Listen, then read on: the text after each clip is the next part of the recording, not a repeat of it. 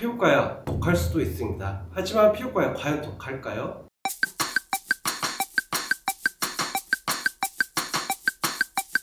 안녕하세요. 피부과 전문의 송인국입니다.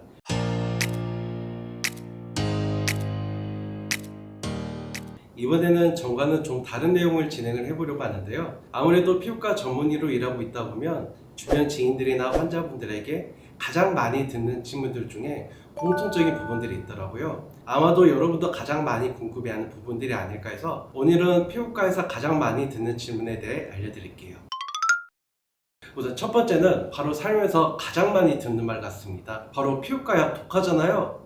이 말인데요. 피부과약 독할 수도 있습니다. 하지만 피부과약 과연 독할까요? 피부과에서 대표적으로 사용하는 약에는 스테로이드, 항히스타민제, 항진균제 등이 있어요. 피부과 전문의들 사이에서는 왜 피부과 약이 독하다는 말이 나왔는지 아직까지 명확하게 대답해준 사람이 없답니다. 하지만 크게 두 가지 설이 있습니다. 하나는 가려움에 처방하는 항히스타민제가 졸음을 유발하는 경우가 많았어요. 아무래도 졸림 증상이 심하니 몸에 힘이 없고 나른해지고 젊은 사람도 졸려서 툭툭 떨어지니 피부과 약이 독하다라고 생각하게 됐다는 설. 두 번째는 무좀에 처방하는 항진균제 때문이라는 설입니다. 항진균제는 간에서 주로 대사되기 때문에 간 기능에 이상이 있는 경우 간에 문제를 가져올 수 있답니다. 그래서 피검사와 동반되는 경우가 많아요. 우리가 일반적으로 감기약 먹으면서 피검사를 하지 않지만 무좀약을 먹는데 피검사를 해야 한다고 하니 피부과약 독하구나 라고 생각하게 됐다는 설이랍니다. 또한 방송과 매스컴에서 스테로이드에 대한 부작용이 많이 알려지면서 피부과 약에 대한 기피 현상이 발생했습니다. 스테로이드는 먹으면 살찐다,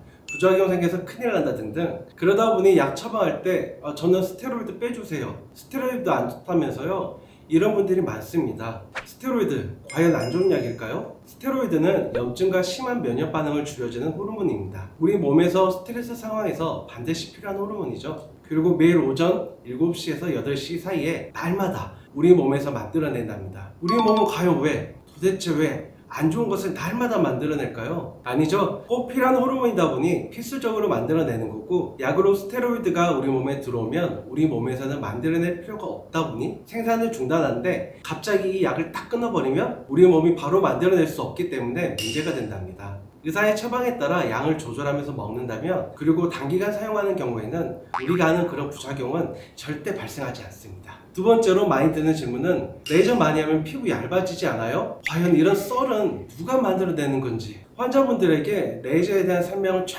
해드리고 나면 마지막에 받는 질문이 바로 이 질문입니다. 저는 이 질문을 받으면 반대로 환자분들한테 이런 질문을 하는데요. 혹시 그 말을 해준 분에게 레이저 얼마나 받아보셨는지 여쭤봐 주실 수 있어요? 아마 그 말을 해주신 분에게 물어보시면 그분은 아마도 누가 그러더라고, 다들 그렇게 말하잖아, 이렇게 말씀하실 거라고요. 레이저 과연 많이 받으면 피부가 얇아질까요? 저는 반대로 피부가 얇아지는 것이 아니라 민감해진다고 설명을 해드리는데요. 그리고 레이저를 많이 받아서가 아니라 나에게 내 피부 상태에 맞지 않는 레이저를 계속 하다 보니 피부가 민감해지고 피부가 좋아지는 것이 아니라 오히려 예전만큼도 못하게 나빠진다고요. 레이저도 다 비슷비슷하고 병원 가서 받은 건데 어떻게 그럴 수가 있냐고 할 수 있어요.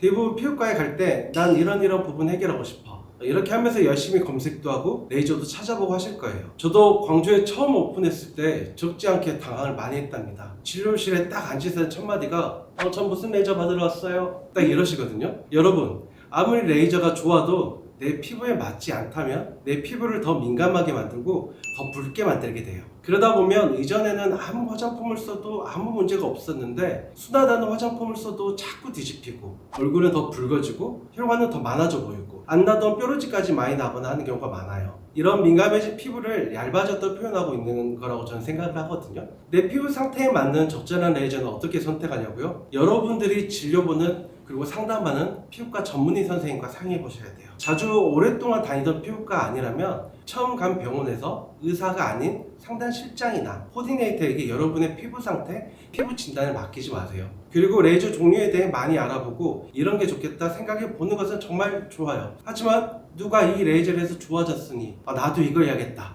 이렇게 결정하지는 마세요. 가장 중요한 건 내 피부에 맞는 시술이고 레이저인지 꼭 피부과 전문의와 상의하는 것이 필요합니다.